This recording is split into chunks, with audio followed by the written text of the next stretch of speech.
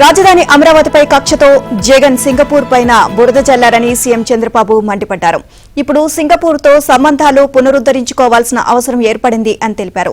నిన్న జరిగిన కేబినెట్ సమావేశంలో ప్రధానంగా రాజధాని నిర్మాణంలో సింగపూర్ సహకారం, ఏపీఎండీసీ బాండ్లు ఎవరూ కొనకుండా వైసీపీ పన్నిన కుయుక్తుల గురించి మంత్రులకు సీఎం చంద్రబాబు వివరించారు. గత అనుభవాలను దృష్టిలో పెట్టుకుని సీడ్ క్యాపిటల్ తప్ప ఏ ప్రాంతంలోనైనా అభివృద్ది ప్రాజెక్టులో భాగస్వాములు అయ్యేందుకు సింగపూర్ ప్రభుత్వం సుముఖంగా ఉంది అని చెప్పారు. ఇక సీడ్ క్యాపిటల్ పై సింగపూర్ ఎందుకు విముఖత చూపుతోంది అని డిప్యూటీ సీఎం పవన్ కళ్యాణ్ అడిగారు.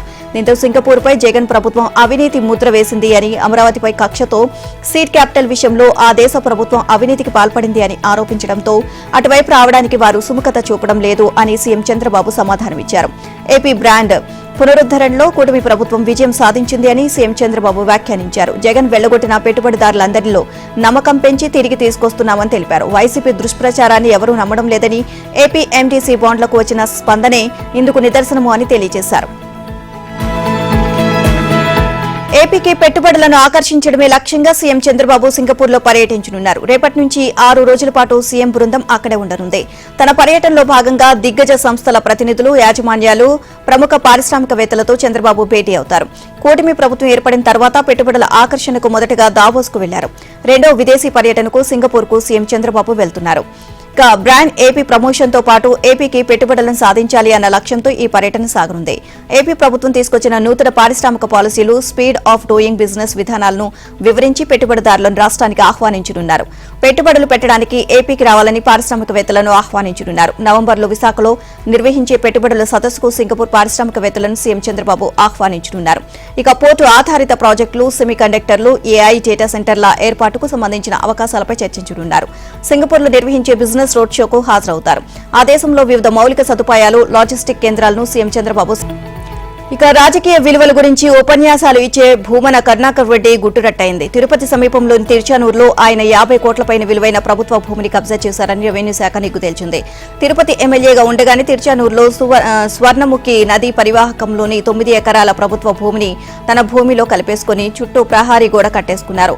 ఆనాడు ఆయన వైసీపీ ప్రభుత్వంలో బాగా పలుకుబడి కలిగిన వ్యక్తి. దీంతో రెవెన్యూ యంత్రాంగం నోరు మెదపలేదు. ఇక అయితే కబ్జా చేసిన భూమిపై ప్రైవేటు పట్టా ఇవ్వనందుకు ఓ పెద్ద యుద్ధమే చేశారు. ఓ ఉన్నతాధికారి వద్దకు రాయబేరాలు పంపినా ఫలితం లేకపోవడంతో వ్యక్తిగత వైరం కింద ఆయన పోస్టింగ్ ను మార్పించేశారు. అయినా భూమి కబ్జా ఇప్పుడు పట్టబయలైంది. తిరుపతి జిల్లా ఇన్ఛార్జి మంత్రిగా ఉన్న రెవెన్యూ మంత్రి అనగాని సత్యప్రసాద్ చొరవతో ఈ వ్యవహారం వెలుగులోకి వచ్చింది. విచారణలో వాస్తవాలన్నీ బయటకు వస్తున్నాయి. ఈ నేపథ్యంలో భూ కబ్జా నిరోధక చట్టం కింద భూమనకు రెవెన్యూ శాఖ నోటీసులు ఇచ్చేందుకు సిద్దమవుతుంది. చట్టపరంగా ఆయనపై కేసులు పెట్టేందుకు సన్నద్దమవుతోంది. తిరుచానూరులోని ఇనాం స్వర్ణముఖి నది పరివాహక భూమిని భూమన కరుణాకర్ రెడ్డి కబ్జా చేశారని రెవెన్యూ శాఖ నిర్ధారించినట్లు మంత్రి అనగాని సత్యప్రసాద్ వెల్లడించారు. ఆయనపై చట్ట ప్రకారం చర్యలు తీసుకుంటామని అన్నారు. భూమిని కేవలం ఇనాం భూములే కాదు, ప్రైవేటు భూములు కూడా కబ్జా చేశారు అన్న ఫిర్యాదులు ఉన్నాయి అన్నారు. అయితే తనకు భూములు, ఆస్తులు, అడ్డగోలు సంపాదనపై ఆశ లేదు అని పదే పదే సూక్తులు చెప్పే భూమన విలువైన ఇనాంతో పాటు స్వర్ణముఖి నది పరివాహక భూమిని కబ్జా చేశారని రెవెన్యూ శాఖ తేల్చింది. పక్కా ఆధారాలు, రికార్డులతో సహా భూ కబ్జాను నమోదు చేసింది. మరి ఇప్పుడు ఆయన ఇది కూడా కల్పితం, కుట్ర అంటారా లేక కబ్జా నిజమే అంటారా చూడాల్సిందే. రాజకీయ పార్టీలు కూటములు కట్టడం మామూలే, లోపాయికారిగా సహకరించుకోవడం సహజమే. కానీ పార్ట్నర్స్ ఇన్ క్రైమ్ తరహాలో అక్రమాల్లోనూ అవిభక్తంగా కలిసిమెలిసి సాగడమే ఓ విచిత్రం. ఆ రెండు పార్టీలు తెలంగాణకు చెందిన బీఆర్ఎస్, ఏపీలో జగన్ అధ్యక్షుడిగా ఉన్న వైసీపీ, తెలంగాణలో ఫోన్ ట్యాపింగ్, ఏపీలో మద్యం స్కామ్ పై ఒకే సమయంలో వేరువేరుగా జరుగుతున్న దర్యాప్తుల్లో ఆ రెండు పార్టీల మధ్య లింకులు బయటపడుతున్నాయి. ఇక తెలంగాణలో సంచలనం సృష్టించిన ఫోన్ ట్యాపింగ్ వ్యవహారంపై సిట్ విచారణ జరుపుతోంది. బీఆర్ఎస్ హయాంలో వైఎస్ షర్మిల ఫోన్ పైన నిఘా పెట్టినట్లు ఇప్పటికే స్పష్టమైంది. అప్పటికే సోదరుడు జగన్తో షర్మిలకు ఆస్తి విభేదాలు తలెత్తాయి. ఈ నేపథ్యంలో ఆమె ఎవరితో మాట్లాడుతున్నారు, ఏం మాట్లాడుతున్నారో తెలుసుకునేందుకు జగన్ కోరిక మేరకే నాటి బీఆర్ఎస్ ప్రభుత్వం షర్మిల ఫోన్ను ట్యాప్ చేసినట్లు భావిస్తున్నారు. ఇలా ఒక చట్టవిరుద్ధ చర్యల్లో బీఆర్ఎస్, వైసీపీ చేతులు కలిపాయి. తెలంగాణలో నమోదైన ట్యాపింగ్ కేసులో నిందితుడైన శ్రవణ్ రావు బీఆర్ఎస్ పెద్దలకు సన్నిహితుడు. ట్యాపింగ్ కు అవసరమైన సాంకేతిక పరికరాలను శ్రవణ్ కుమార్ కంపెనీ పేరు మీదే కొన్నట్లు సమాచారం. ఈ క్రమంలోనే ఆయన కూడా ట్యాపింగ్ కేసులో నిందితుడిగా చేర్చారు. విచిత్రం ఏంటంటే ఇదే శ్రవణ్ రావు ఏపీలో మద్యం స్కామ్ నిందితులకు దుబాయ్లో తన ఫ్లాట్లు ఆశ్రయం ఇచ్చారు. నెలకు సుమారు 5 లక్షల అద్దె వదులుకొని మరీ ఫ్లాట్లో ఆతిథ్యం ఇచ్చారు. శ్రవణ్ రావు కూడా కొన్నాళ్లు వారితో కలిసి అదే ఫ్లాట్లో ఉన్నారు అంటే ట్యాపింగ్ లిక్కర్ బంధం ఎంత బలమైందో అర్థం చేసుకోవచ్చు. ఏపీలో రహదారుల నిర్మాణం, విస్తరణ, అభివృద్ధిపై 15 రోజుల్లోగా కార్యాచరణ ప్రణాళికను సిద్దం చేయాలని ప్రభుత్వం ఆదేశించింది. ఆ ప్రణాళిక ప్రకారం భవిష్యత్తులో రహదారుల నిర్మాణం జరిగేలా చర్యలు తీసుకుంటామని ముఖ్యమంత్రి చంద్రబాబు స్పష్టం చేశారు. గురువారం రహదారుల పరిస్థితిపై ఆయన సమీక్ష చేశారు. రాష్ట్రంలో రహదారుల మరమ్మతుల కోసం అదనంగా మరో 500 కోట్ల నిధులు ఇవ్వాలి అన్న R&B ప్రతిపాదనకు సీఎం గ్రీన్ సిగ్నల్ ఇచ్చారు. ఇక ఏడాది వ్యవధిలో రాష్ట్రంలో రహదారుల మరమ్మతులకు 1500 కోట్ల మేర నిధులను ప్రభుత్వం కేటాయించింది. ఇప్పుడు అదనంగా మరో 500 కోట్లు ఇవ్వాలని నిర్ణయించింది. ఇదిలా ఉంటే 1000 కోట్ల నిధులతో రాష్ట్రంలో మరో 2000 కిలోమీటర్ల మేర కొత్త రహదారుల నిర్మాణానికి రంగం సిద్దం చేయాలని సీఎం చంద్రబాబు ఆదేశించారు. ఇందుకు సంబంధించి R&B ఇచ్చిన ప్రతిపాదనలను పరిశీలించిన ఆయన టెండర్లకు ఏర్పాట్లు చేసుకోవాలని నిర్దేశించారు. రాష్ట్రంలో ఇంకా ఎన్ని రోడ్లకు మరమ్మతులు చేయాలి, ఏవి కొత్తగా నిర్మించాలి, నిర్వహణకు వేటిని ఇవ్వాలి అన్న అంశాలపై 15 రోజుల్లో కార్యాచరణ నివేదికను సమర్పించాలని సీఎం ఆదేశించారు. రాష్ట్ర రహదారులను కూడా జాతీయ ప్రమాణాలతో నిర్మించాలి అన్నారు. వర్షాకాలం ముగిసిన వెంటనే నవంబర్ నుంచి కొత్త రోడ్ల నిర్మాణం చేపట్టాలి అన్నారు. ఏ రోడ్డును ఏ కాంట్రాక్టర్ నిర్మించారు, ఎవరు నిర్వహిస్తున్నారు అన్న వివరాలు ఆన్లైన్లో అందుబాటులో ఉంచాలి అని దిశానిర్దేశం చేశారు. తెలంగాణలో విస్తృత స్థాయిలో శాస్త్రీయంగా, అర్థవంతంగా కులగణన జరిపిన తీరు దేశానికే ప్రామాణికంగా నిలిచింది అని కాంగ్రెస్ అధినాయకత్వం ముఖ్యమంత్రి రేవంత్ రెడ్డిని, ఆయన బృందాన్ని ప్రశంసించింది. తెలంగాణ సామాజిక, ఆర్థిక, విద్య, ఉపాధి, రాజకీయ కుల సర్వే పేరిట నిర్వహించిన కులగణన గురించి రేవంత్ గురువారం ఏఐసీసీ కార్యాలయంలో కాంగ్రెస్ ఎంపీలకు ప్రెజెంటేషన్ ఇచ్చారు. ఈ సందర్భంగా లోక్సభలో ప్రతిపక్ష నేత రాహుల్ గాంధీ, కాంగ్రెస్ అధ్యక్షుడు మల్లికార్జున ఖర్గే, ఇతర పార్టీ నేతలు ప్రశంసల వర్షం కురిపించారు. తెలంగాణలో కులగణన జరిపించాలి అన్న ఆలోచనను రేవంత్ రెడ్డి కులం వాళ్లు మెచ్చకపోవచ్చు అని తాను తొలుత భావించానని, కులగణన ఎలా జరిపిస్తారు అన్న అనుమానాలు తనకు ఉండేవని రాహుల్ గాంధీ అన్నారు. అయితే రేవంత్ రెడ్డి, ఇతర కాంగ్రెస్ నేతలు తన అంచనాలను అధిగమించి ముందుకు వచ్చి కులగణన జరిపించారని కొనియాడారు. ఏ స్ఫూర్తితో కులగణన జరిపించాలని అనుకున్నామో అదే స్ఫూర్తితో కార్యక్రమాన్ని నెరవేర్చారని ప్రశంసించారు. తెలంగాణలో కులగణన జరిపించిన తీరు సమాజంలో అందరికీ న్యాయం జరిగే దిశను ఒక మైలురాయిగా నిలిచింది అన్నారు. ఈ కులగణను తక్కువగా అంచనా వేయడానికి వీల్లేదని, బీజేపీకి ఇష్టమున్నా లేకపోయినా దేశవ్యాప్తంగా జరిగే కులగణనకు ఇది కొలమానంగా నిలవబోతోంది అని చెప్పారు. ఇక ఇదే అంశంపై కాంగ్రెస్ అధ్యక్షుడు మల్లికార్జున ఖర్గే మాట్లాడుతూ బీసీలు, ఎస్సీలు, మైనార్టీలు రాజకీయంగా ఏకమై కాంగ్రెస్ పార్టీకి మద్దతిస్తే దేశవ్యాప్తంగా 60 నుంచి 70% ప్రజల మద్దతు లభించినట్లేనని అన్నారు. అప్పుడే సామాజిక న్యాయం సాధించగలము అన్నారు. కులగణను ప్రధాన అంశంగా లేవనెత్తిన ఘనత రాహుల్ గాంధీకే దక్కుతుంది అని ప్రశంసించారు. తెలంగాణలో తమ ప్రభుత్వం ఇంటింటికి తిరిగి ప్రజల స్వీయ ధృవీకరణ పత్రంతో సేకరించిన సామాజిక, ఆర్థిక, విద్య, ఉపాధి, రాజకీయ కుల సర్వే దేశానికే ఆదర్శం అని సీఎం రేవంత్ రెడ్డి అన్నారు. సమగ్ర వివరాలతో క్షుణ్ణంగా చేపట్టిన ఈ సర్వేకు సంబంధించి తమ వద్ద 88 కోట్ల పేజీల డేటా ఉంది అని తెలిపారు. ఈ సర్వేపై కాంగ్రెస్ పార్టీ ఎంపీలకు ఢిల్లీ ఏఐసీసీ కార్యాలయంలో ఆయన పవర్ పాయింట్ ప్రెజెంటేషన్ ఇచ్చారు. భారత్ జోడో యాత్రలో రాహుల్ గాంధీ కులగణనకు హామీ ఇచ్చారని గుర్తు చేసిన ఆయన తెలంగాణలో అధికారంలోకి వచ్చిన తర్వాత 2024 ఫిబ్రవరి 4న సర్వేను ప్రారంభించి 2025 ఫిబ్రవరి 4 నాటికి పూర్తి చేశామని తెలియజేశారు. అందుకే ఫిబ్రవరి 4ను సామాజిక న్యాయ దినోత్సవంగా జరుపుకుంటున్నామని వెల్లడించారు. కులగణనకు సంబంధించి తమ ప్రభుత్వం 56 ప్రశ్నలతో ప్రతి ఇంటికి, ప్రతి వ్యక్తి వద్దకు వెళ్లి సమాచారం సేకరించింది అని, సర్వే సమయంలో అందుబాటులో లేని వారికి ఆన్లైన్ ద్వారా, టోల్ ఫ్రీ ద్వారా నమోదు చేసుకునే అవకాశం కల్పించామని రేవంత్ రెడ్డి వివరించారు. సర్వే ప్రకారం తెలంగాణలో బీసీలు 56.36% ఉన్నారని తెలిపారు. సర్వేలో 3.9% మంది తమకు కులం లేదు అని చెప్పారని, ఇది తెలంగాణలో సరికొత్త పరిణామము అని రేవంత్ అన్నారు. సర్వే ప్రకారం తాము స్థానిక సంస్థల్లో బీసీలకు 42% రిజర్వేషన్లు కల్పిస్తూ ఒక బిల్లు, విద్య, ఉపాధి అవకాశాల్లో 42% రిజర్వేషన్లు కల్పిస్తూ మరో బిల్లు ఆమోదించి కేంద్ర ప్రభుత్వానికి పంపించామని గుర్తు చేశారు. బీజేపీ తొలి నుంచి బీసీలకు వ్యతిరేకంగా వ్యవహరిస్తుందని రేవంత్ ఈ సందర్భంగా విమర్శించారు. ప్రధాని మోదీ లీగల్లీ కన్వర్జ్డ్ బీసీ అని పునరుద్ఘాటించారు. అంతకుముందు గురువారం ఉదయమే సీఎం రేవంత్ బృందం ఏఐసీసీ అధ్యక్షుడు మల్లికార్జున ఖర్గే, అగ్రనేత రాహుల్ గాంధీ, ఏఐసీసీ ప్రధాన కార్యదర్శి కేసీ వేణుగోపాల్తో ఖర్గే నివాసంలో భేటీ అయ్యారు. సర్వే ప్రక్రియ, అసెంబ్లీలో బిల్లుల ఆమోదం, పార్లమెంట్లో వాటి ఆమోదంపై చర్చించారు. తెలంగాణలో బీసీలకు 42% రిజర్వేషన్ల పెంపు ఆర్డినెన్స్ ఢిల్లీకి చేరింది. న్యాయ సలహా కోసం కేంద్ర హోంశాఖకు ఆర్డినెన్స్ పంపారు గవర్నర్ జిష్ణుదేవ్ వర్మ.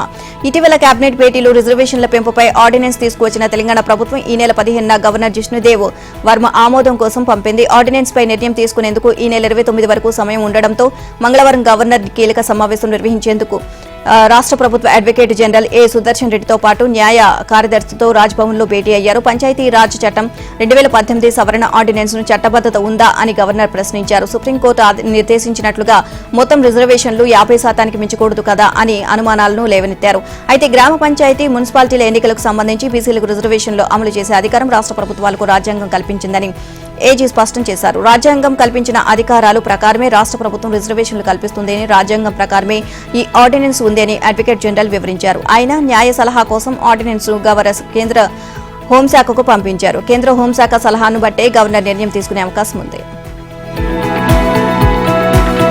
తెలంగాణ ఉద్యమం నుంచి 10 ఏళ్ల అధికారం దాకా బీఆర్ఎస్ పార్టీలో కలిసి నడిచిన కేటీఆర్, కవిత ఇప్పుడు ఒకే పార్టీలో ఉప్పు నిప్పుగా ఉంటున్నారు. వీరి ఇద్దరి మధ్య గత కొన్ని నెలలుగా పూడ్చలేనంత పొలిటికల్ గ్యాప్ ఉంది అన్నది ఓపెన్ సీక్రెట్. బీఆర్ఎస్ అధినేత కేసీఆర్ చుట్టూ దయ్యాలు ఉన్నాయని బాంబు పేల్చిన కవిత ఆ తర్వాత పార్టీలో ఆమె పాత్ర కాస్త కనుమరుగవుతూ వచ్చింది. దీనికి తోడు బీసీలకు 42% రిజర్వేషన్లు కల్పిస్తూ కాంగ్రెస్ ప్రభుత్వం తీసుకున్న నిర్ణయాన్ని స్వాగతించి సంబరాలు చేసుకున్నారు కవిత. పైగా రేవంత్ కేబినెట్ తెస్తున్న ఆర్డినెన్స్ సరైందేనని కవిత వత్తాసు పలికి బీఆర్ఎస్ ను మరింత ఇరకాటంలోకి నెట్టారు. ఇక బీఆర్ఎస్ లో ఉందో లేదో క్లారిటీగా కన్ఫర్మ్ చేయని కవిత సొంత పార్టీని టార్గెట్ చేస్తూ దూకుడు పెంచారు. పార్టీ ఎమ్మెల్సీగా ఉన్న బీఆర్ఎస్ కార్యక్రమాలకు దూరంగా ఉంటూ సొంత సంస్థ జాగృతిపైనే ఎక్కువ ఫోకస్ పెట్టారు. దేశ విదేశాల్లో జాగృతి కమిటీలు ప్రకటించారు. ఈ ఏడాది మే 27న సింగరేణి జాగృతి సంస్థ ఆవిర్భవించింది. దీంతో బీఆర్ఎస్ అధినాయకత్వం అలర్ట్ అయింది. తెలంగాణ బొగ్గు గని కార్మిక సంఘం టీజీబీకేఎస్ కు గౌరవ అధ్యక్షురాలిగా ఉన్న కవితను తప్పించి మాజీ మంత్రి కొప్పుల ఈశ్వర్ కు అప్పగించారు కేటీఆర్. ఇదంతా గతం. ఇక శనివారం హైదరాబాద్ వేదికగా అన్నా చెల్లెళ్ల బల ప్రదర్శన జరగనుంది. తెలంగాణ జాగృతి ఆధ్వర్యంలో లీడర్ శిక్షణ కార్యక్రమం జరగనుంది. జాగృతి అనుబంధంగా ఉన్న యువకులు, మహిళ, విద్యార్థి, కార్మిక విభాగాల్లో ఉన్న వారిని భావి నాయకులుగా తయారు చేయడం దీని ఉద్దేశం. అందుకే లీడర్ పేరిట శిక్షణ తరగతులు నిర్వహిస్తున్నట్లు చెప్తున్నారు కవిత. సరిగ్గా ఇదే రోజు బీఆర్ఎస్ పార్టీకి చెందిన విద్యార్థి విభాగం రాష్ట్ర స్థాయి సమావేశం జరగనుంది. ఈ సమావేశాన్ని బీఆర్ఎస్ అధిష్టానం ప్లాన్ చేసింది. నాచారంలోని ఓ కన్వెన్షన్ లో బీఆర్ఎస్ ఏర్పాట్లు చేసింది. బీఆర్ఎస్వి రాష్ట్ర స్థాయి సమావేశంలో కేటీఆర్, హరీష్ రావు దిశానిర్దేశం చేస్తారు. ఈ సమావేశం గత వారమే జరగాల్సి ఉన్నా అనివార్య కారణాలతో వాయిదా పడింది. పోటాపోటీగా ఇటు బీఆర్ఎస్ అటు జాగృతి నిర్వహిస్తున్న సమావేశాలు విద్యార్థి యువతకు సంబంధించినవి. కవిత బీఆర్ఎస్ లో ఉన్నాను అని చెప్పకుంటేనే జాగృతి ఆధ్వర్యంలో నాయకులను తయారు చేస్తానని చెప్పడమే రాజకీయ చర్చకు దారితీస్తోంది. హైదరాబాద్ లోని చారిత్రక మీరాలాం చెరువుపై మరో ఐకానిక్ బ్రిడ్జిని నిర్మించేందుకు తెలంగాణ ప్రభుత్వం ఆమోదం తెలిపింది. ఈ వంతెన నిర్మాణానికి 430 కోట్లు కేటాయిస్తున్నట్లు పేర్కొంటూ ఉత్తర్వులు జారీ చేసింది. దీన్ని Musi river front development corporation ఆధ్వర్యంలో నిర్వహించనున్నారు. దీనికి సంబంధించిన ఉత్తర్వులను పురపాలక శాఖ కార్యదర్శి కె ఇలంబర్తి జారీ చేశారు. ఇక ఎంఆర్పీడీసీఎల్ ఎండీ తగు చర్యలు తీసుకోవాలి అని ఆయన ఉత్తర్వులో పేర్కొన్నారు. అవసరమైన భూసేకరణ, టెండర్ ప్రక్రియను వెంటనే ప్రారంభించాలి అన్నారు. ఐకానిక్ బ్రిడ్జి నమూనాను IIT Hyderabad, JNTU, Warangal, NIT వంటి ప్రముఖ సంస్థలకు చూపించి నిపుణుల ఆమోదం తీసుకున్నాక నిర్మాణ పనులు చేపట్టాలని పురపాలక శాఖ సూచించింది. మైలార్దేవ్పల్లి, హసన్ నగర్, శంషాబాద్, రాజేంద్ర నగర్ ప్రాంతాల్లో కురిసే వర్షపు నీటితో నగర దాహార్తం తీర్చేందుకు 3వ నిజాం ఈ చెరువును నిర్మించారు. పనులు జూలై 1804లో మొదలై 1806లో పూర్తయ్యాయి. నిజాం సంస్థానంలో దివాన్ గా పనిచేసిన మీర్ ఆలాం బహదూర్ పేరును ఈ తాటాకానికి పెట్టారు. ఇక అర్ధచంద్రాకారంలో నిర్మాణమైన చెరువు కట్ట విశేషంగా ఆకట్టుకుంటోంది. చెరువు మధ్యలో 3 దీవులు ఉంటాయి. ఒకప్పుడు చెరువు 600 ఎకరాల్లో విస్తరించి ఉండేది. ప్రస్తుతం 450 ఎకరాలకు పరిమితమైంది. అనంతరం చెరువు దిగువన జంతు ప్రదర్శనశాలను ఏర్పాటు చేశారు. ఈ 2 ప్రధాన ఆకర్షణలను ఐకానిక్ బ్రిడ్జితో అనుసంధానం చేసి పర్యాటకులను ఆకట్టుకోవాలని ప్రభుత్వం ఆశిస్తోంది. అందులో భాగంగానే బెంగళూరు హైవే నుంచి చెరువు అవతలి వైపున ఉన్న చింతల్మెట్ ప్రాంతాన్ని కలుపుతూ వంతెనను నిర్మించనున్నారు.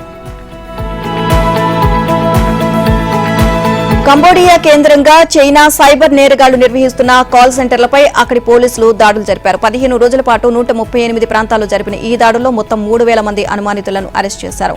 వీరిలో 105 మంది భారతీయులు ఉన్నారు. ఇక నిజానికి భారతీయులను ఉద్యోగాల పేరుత కంబోడియా, మయన్మార్ వంటి దేశాలకు తీసుకువెళ్తున్న చైనా సైబర్ కేటుగాళ్లు వారిని అక్కడ నిర్బంధిస్తున్నారు. బలవంతంగా సైబర్ నేరగాళ్ల కాల్ సెంటర్లు అలాగే నిర్వహించేలా చేస్తున్నారు. మాట వినుకుంటే కరెంటు షాకులు ఇవ్వడం, తిండి తిప్పలు లేకుండా చేస్తూ హింసిస్తున్నారు. దీనిపై భారత ప్రభుత్వం పలు దఫాలుగా కంబోడియా ప్రభుత్వంతో చర్చించింది. ఈ క్రమంలో కంబోడియా పోలీసులు ఈ దాడులు జరిపారు. అరెస్టైన వారిలో భారతీయులతో పాటు వివిధ దేశాల పౌరులు ఉన్నారు. కాగా ఈ దాడుల్లో అరెస్టైన 105 మంది భారతీయులను వెనక్కి రప్పించేందుకు కేంద్ర హోంశాఖ చర్యలు ప్రారంభించినట్లు తెలుస్తోంది.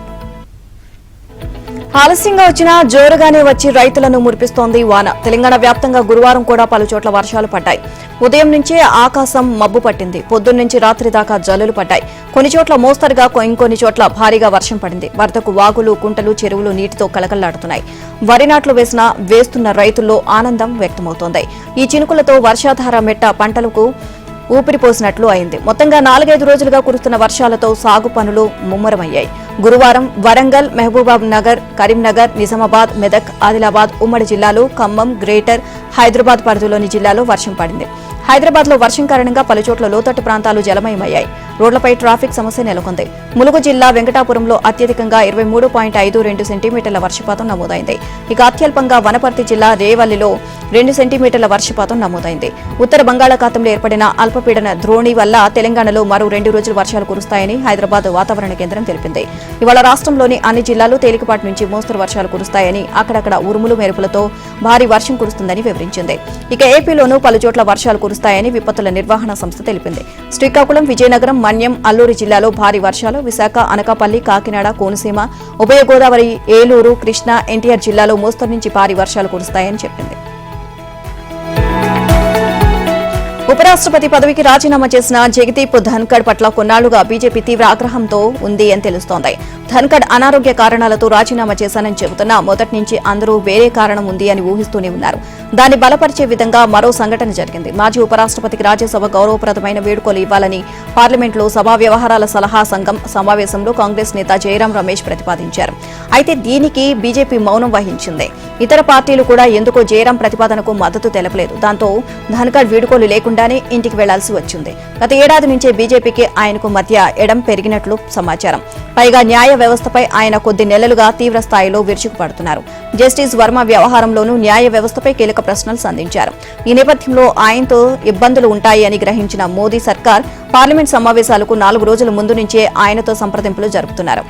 ఇక బీజేపీ అధ్యక్షుడు నడ్డా, పార్లమెంటరీ వ్యవహారాల మంత్రి కిరణ్ రిజిజు, సీనియర్ నేత అర్జున్ రామ్ మేఘ్వాల్ రాజ్యసభ చైర్మన్ గా ఉన్న సమయంలో ధన్కడ్ ను కలిశారు. జస్టిస్ వర్మ తొలగింపునకు లోక్సభలో తాము పిటిషన్ పెడుతున్నామని, రాజ్యసభలో విపక్షాలు పెట్టే పిటిషన్లను ముందుకు తీసుకువెళ్లకుండా చూడాలని విజ్ఞప్తి చేశారు. అయితే సోమవారం కాంగ్రెస్ ఇచ్చిన అభిశంసన నోటీసు విషయంలో ధన్కడ్ అందుకు విరుద్ధంగా వ్యవహరించారు. పైగా సభలో పెహల్గాం దాడి గురించి విపక్ష నేత మల్లికార్జున ఖర్గేకు మాట్లాడే అవకాశం ఇచ్చారు. ప్రభుత్వం తరపున మాట్లాడబోయిన నడ్డాను మాట్లాడనివ్వలేదు. దీంతో నడ్డా తీవ్ర ఆగ్రహానికి గురయ్యారు. ఇక జస్టిస్ వర్మపై కాంగ్రెస్ పెట్టిన తీర్మానాన్ని అనుమతిస్తానని ఉపరాష్ట్రపతి అధికారికంగా ప్రకటించడంతో అప్పటికప్పుడు ఆయన్ను అభిశంసించేందుకు కూడా ఎన్డీఏ పక్షం సన్నద్దమైంది అని సమాచారం. ఆయనపై ఒత్తిడి తేవడమే అప్పటికి బీజేపీ లక్ష్యం. మొదట్లో కాంగ్రెస్ తో ఉప్పు నిప్పుగా ఉన్న ధన్కడ్ వైఖరి గత డిసెంబర్ నుంచి మారింది అని బీజేపీ భావిస్తోంది. డిసెంబర్లో కాంగ్రెస్ ధన్కడ్ మీద అభిశంసన తీర్మానం పెట్టింది. అయితే దానిపై చర్చ వరకు తీసుకువెళ్లే ఉద్దేశం లేకనే లొసుగులతో తీర్మానాన్ని తయారు చేసింది. దీంతో రాజ్యసభ ఆ తీర్మానాన్ని తిరస్కరించింది. పార్లమెంటు వర్షాకాల సమావేశాల్లో విపక్షాల ఆందోళనలు కొనసాగుతూనే ఉన్నాయి. వరుసగా 4వ రోజు సమావేశాలు కూడా ఎలాంటి చర్చ లేకుండానే ముగిశాయి. ప్రతిపక్ష ఎంపీలు నిరసనలు రభస కొనసాగడంతో గురువారం కూడా సభ కార్యకలాపాలకు తీవ్ర అవరోధం ఏర్పడింది. దీంతో ఉభయ సభలు శుక్రవారానికి వాయిదా పడ్డాయి. బీహార్లో ఓటర్ల జాబితా సవరణకు వ్యతిరేకంగా పెద్ద ఎత్తున విపక్ష ఎంపీలు నిరసన తెలియజేశారు. అలాగే వాయిదా తీర్మానాలపై చర్చించాలని డిమాండ్ చేశారు. సభలో స్పీకర్ ఓం బిర్లా ఎంత నచ్చజెప్పినా సభ్యులు వినిపించుకోలేదు. విపక్ష ఎంపీల తీరుపై స్పీకర్ ఓం బిర్లా అసహనాన్ని వ్యక్తం చేశారు. ఈ క్రమంలో లోక్సభను మధ్యాహ్నం 2 గంటల వరకు వాయిదా వేస్తున్నట్లు స్పీకర్ ప్రకటించారు. అయితే మధ్యాహ్నం సభ ప్రారంభమైనప్పటికీ అదే పరిస్థితి కొనసాగడంతో సభను శుక్రవారానికి వాయిదా వేస్తున్నట్లు ప్రకటించారు. అటు రాజ్యసభలోనూ ఇదే పరిస్థితి కొనసాగింది. విపక్ష సభ్యుల నిరసనల మధ్య ఉభయ సభలు శుక్రవారానికి వాయిదా పడ్డాయి. బీహార్లో అసెంబ్లీ ఎన్నికల ముందు ఎన్నికల కమిషన్ ఓటర్ల జాబితాకు ప్రత్యేక నిశిత సవరణ చేపట్టడం, పహల్గాం ఉగ్రదాడి, ఆపరేషన్ సింధూర్, భారత్ పాకిస్తాన్ మధ్య కాల్పుల విరమణ ఒప్పందానికి తానే మధ్యవర్తిత్వం వహించాను అంటూ అమెరికా అధ్యక్షుడు డొనాల్డ్ ట్రంప్ పదే ప్రకటించడం వంటి అంశాలపై వెంటనే చర్చను చేపట్టాలి అన్న విపక్ష సభ్యులు డిమాండ్ చేస్తున్నారు. ఇక పార్లమెంటు బయట విపక్ష సభ్యులు నిరసన తెలియజేశారు. వాయిదా తీర్మానాలపై చర్చ జరపాలి అంటూ నినాదాలు చేశారు. బీహార్లో ఓటర్ల జాబితా సవరణపై చర్చ జరపాలి అన్నారు. ఈ ఆందోళనలో సోనియా గాంధీ, ప్రియాంకతో సహా పలువురు నేతలు పాల్గొన్నారు. భారత్, బ్రిటన్ మధ్య వాణిజ్యానికి సంబంధించి చారిత్రాత్మక ఒప్పందం కుదిరింది. ఇరు దేశాలు స్వేచ్ఛ వాణిజ్య ఒప్పందం కుదుర్చుకున్నాయి. సమగ్ర ఆర్థిక వాణిజ్య ఒప్పందం పేరిట రూపొందించిన ఈ ఒప్పందంపై భారత ప్రధాని నరేంద్ర మోదీ, బ్రిటన్ ప్రధాని కీర్ స్టార్మర్ సమక్షంలో ఇరు దేశాల వాణిజ్య శాఖల మంత్రులు పీయూష్ గోయల్, జోనాథన్ రెనాల్డ్స్ సంతకాలు చేశారు. దీని ద్వారా భారత్, బ్రిటన్ మధ్య ద్వైపాక్షిక సంబంధాలు బలోపేతం కావడంతో పాటు ఇరు దేశాల మధ్య ఏటా దాదాపు 2.94 లక్షల కోట్ల వాణిజ్యం జరుగుతుంది అని అంచనా వేస్తున్నారు. 2030 నాటికి ఇది 9.75 లక్షల కోట్లకు చేరుతుంది అని భావిస్తున్నారు. 2020లో యూరోపియన్ యూనియన్ నుంచి బయటకు వచ్చిన తర్వాత బ్రిటన్ చేసుకున్న భారీ వాణిజ్య ఒప్పందం ఇదే. 3 ఏళ్లు చర్చలు జరిగిన తర్వాత ఇరు దేశాలు CETA-పై సంతకాలు చేశాయి. ఈ ఒప్పందంతో భారత్కు చెందిన అన్ని రకాల వస్తువులకు బ్రిటన్ మార్కెట్లో ప్రవేశం దక్కడమే కాక సుంకాల భారం కూడా తప్పనుంది అని అధికారులు తెలియజేశారు. భారత్కు చెందిన అనేక వ్యవసాయ ఉత్పత్తులకు UK మార్కెట్లో పన్నులు ఉండవు. మఖానా, షాహీ లిచి, అరకు కాఫీ, కశ్మీరీ కుంకుమ పువ్వు వంటివి UK మార్కెట్లో మరింత ఎక్కువగా అమ్ముడుపోతాయి అని, తద్వారా సంబంధిత రైతులకు ప్రయోజనం చేకూరుతుంది అని అధికారులు తెలియజేశారు. పన్నులు లేకపోవడం వల్ల వచ్చే 3 ఏళ్లలో బ్రిటన్కు వ్యవసాయ ఉత్పత్తుల ఎగుమతులు 20% పెరుగుతాయి అని అంచనా. డైరీ ఉత్పత్తులు, వంట నూనెలు, యాపిల్ను ఈ ఒప్పందం నుంచి మినహాయించారు. ఇక ఓట్స్ కు పన్ను రాయితీలు లేవు. ఫార్మా, రసాయనాలు, ప్లాస్టిక్స్, క్రీడా ఉత్పత్తులు, బొమ్మలు, వజ్రాలు, ఆభరణాలు, తోలు ఉత్పత్తులు వంటి వాటికి భారీగా లబ్ధి చేకూరింది. బీహార్లో నకిలీ ఓట్లను తొలగిస్తున్నాము అన్న ఈసీ ప్రకటనపై రాహుల్ గాంధీ ఆగ్రహాన్ని వ్యక్తం చేశారు. ఈసీ చెబుతున్నది అంతా చెత్త అంటూ మండిపడ్డారు. ఎలక్షన్ కమిషన్ తన బాధ్యతలు సరిగ్గా నిర్వర్తించడం లేదు అన్నారు. కర్ణాటక ఎన్నికల్లో 100% చీటింగ్ జరగడానికి ఈసీ సహకరించింది అన్నారు. దానికి సంబంధించి తమ దగ్గర పూర్తి ఆధారాలు ఉన్నాయి అన్నారు. బీహార్లో జరుగుతున్న ఓటర్ల జాబితా సవరణ అంతా డ్రామా అంటూ కొట్టిపడేశారు. ఈ విషయంలో ఈసీని వదలమని వెంటాడుతూనే ఉంటాము అన్నారు. 3,000 కోట్ల రూపాయల బ్యాంకు రుణ మోసం, నగదు అక్రమ చలామణి కేసు దర్యాప్తులో భాగంగా ఈడీ అధికారులు ప్రముఖ పారిశ్రామికవేత్త అనిల్ అంబానీ కంపెనీలు, ఎస్ బ్యాంకుకు చెందిన 35 కార్యకలాపాలపై దాడులు చేశారు. ఈ నగదు అక్రమ చలామణి నిరోధక చట్టం కింద 25 మందిని ప్రశ్నించారు. ఆయా కార్యాలయాల నుంచి పలు పత్రాలు, కంప్యూటర్ ఉపకరణాలను స్వాధీనం చేసుకున్నారు. 2017-19 మధ్య ఎస్ బ్యాంక్ అధికారులకు రిలయన్స్ గ్రూప్ కంపెనీలు లంచాలు ఇచ్చి ఆ బ్యాంకు నుంచి 3,000 కోట్ల మేర రుణాలు పొందింది. ఇక ఈ రుణాలను అక్రమంగా దారి మళ్లించాయి అన్న ఆరోపణలపై ఈడీ దర్యాప్తు చేస్తుంది. ఆ రుణాలు మంజూరుకు ఎస్ బ్యాంకు వర్గాలు పలు నిబంధనలను ఉల్లంఘించాయని, పాత తేదీతో రూపొందించిన రుణ మంజూరు గుర్తింపు పత్రాలను ఉపయోగించాయని, మంజూరైన రుణాలను రిలయన్స్ గ్రూప్లోని పలు ఇతర సంస్థలకు, షెల్ కంపెనీలకు మళ్లించారని ఆరోపణలు వచ్చాయి. దీంతో ఈ వ్యవహారంపై సీబీఐ 2022 సెప్టెంబర్లో 2 కేసులు నమోదు చేసింది. ఈ 2 కేసుల్లోనూ ఎస్ బ్యాంకుతో సహా వ్యవస్థాపకుడు, ఆ బ్యాంకు మాజీ ఎండీ రాణా కపూర్ పేరును సీబీఐ ప్రస్తావించింది. సీబీఐ పెట్టిన 2 కేసులతో పాటు ఈ వ్యవహారానికి సంబంధించి national housing bank, SEBI, national financial reporting authority, bank of Baroda ఇచ్చిన నివేదికల ఆధారంగా ఈడీ రంగంలోకి దిగింది. ఆగ్నేయ ఆసియాలో యుద్ధ మేఘాలు కమ్ముకున్నాయి. పురాతన హిందూ ఆలయాలు ఉన్న ప్రాంతం కోసం థాయిలాండ్, కంబోడియా యుద్ధానికి దిగాయి. దశాబ్దాలుగా కొనసాగుతున్న సరిహద్దు వివాదం కొన్నేళ్లుగా ఇరు దేశాల మధ్య ఉప్పు నిప్పుగా ఉన్న పరిస్థితిలో కంబోడియాకు చెందిన డ్రోన్లు వివాదాస్పద ప్రాంతం మీద సంచరించడంతో అగ్గిరాజుకుంది. ఇరు దేశాల సైన్యాలు సరిహద్దుల వెంట పరస్పరం కాల్పులకు దిగాయి. తప్పు మీదంటే మీది అంటూ ఇరు దేశాల నేతల ఆరోపణల పర్వం, రాయబారులు, దౌత్యాధికారుల బహిష్కరణ వంటి పరిణామాలు వేగంగా చోటు చేసుకుంటున్నాయి. కొన్ని గంటల్లోనే పరస్పరం దాడులకు దిగాయి. గురువారం థాయిలాండ్పై BM-21 రాకెట్లు, శతఘ్నులతో కంబోడియా దాడులు చేసింది. థాయిలాండ్ కూడా యుద్ధ విమానాలతో విరుచుకుపడింది. 6 F-16 యుద్ధ విమానాలతో కంబోడియాలోని 2 మిలిటరీ స్థావరాలపై దాడి చేసినట్లు థాయ్ రక్షణ శాఖ ప్రకటించింది. కంబోడియా ప్రయోగించిన శతఘ్ని గుళ్లతో సరిహద్దులో పౌర ఆవాసాలు ధ్వంసమయ్యాయని, ఒక సైనికుడితో పాటు 11 మంది పౌరులు మరణించారని థాయ్ ఆరోగ్య శాఖ ప్రకటించింది. మరో 7 సైనికులు, 24 మంది పౌరులు గాయపడ్డారని తెలిపింది. ఇక పురాతన ఫ్రీహ్ విహీర్ ఆలయం సమీపంలో రహదారిపై థాయిలాండ్ యుద్ధ విమానాలు బాంబులు వేశాయని కంబోడియా రక్షణ శాఖ ప్రకటించింది. ఇక ఓడార్ మిన్చే రాష్ట్రంలోని టాయుమన్ తోమ్, టాక్రోబ్ అనే ఆలయాల ప్రాంతంలో ఉన్న కంబోడియా ఆర్మీ స్థావరాలపై థాయిలాండ్ దాడులు చేసింది. ఇక తర్వాత ఫ్రీహ్ విహీర్ ప్రాంతంలోనూ దాడులకు పాల్పడింది. తాము ఎల్లప్పుడూ శాంతియుత పరిష్కారాలని కోరుకుంటాం, కానీ ఇప్పుడు థాయిలాండ్కు ధీటుగా జవాబు ఇవ్వడం తప్ప తమకు మరో మార్గం కనిపించడం లేదు అని కంబోడియా ప్రధానమంత్రి హోన్ మానేట్ తెలియజేశారు. అయితే కంబోడియాలో మరణాల సంఖ్యపై ఎలాంటి ప్రకటన చేయలేదు. 5 టెస్టుల సిరీస్లో తొలిసారిగా ఇంగ్లాండ్ తమ బజ్బాల్ ఆటను రుచి చూపించింది. బౌలింగ్ కు సహకరిస్తున్న పిచ్ పై ఓపెనర్లు డకెట్, క్రాలే వన్డే తరహాలో చెలరేగారు. దీంతో దాదాపు 5 పరుగుల రన్ రేట్తో స్కోర్ దూసుకువెళ్లింది. ఆరంభం నుంచి ఎదురుదాడికి దిగిన ఇంగ్లాండ్ రెండో రోజు ఆట ముగిసే సమయానికి తొలి ఇన్నింగ్స్ లో 2 వికెట్ల నష్టానికి 225 పరుగులు సాధించింది. జడేజా, అన్హుల్ కు ఒక్కో వికెట్ దక్కింది.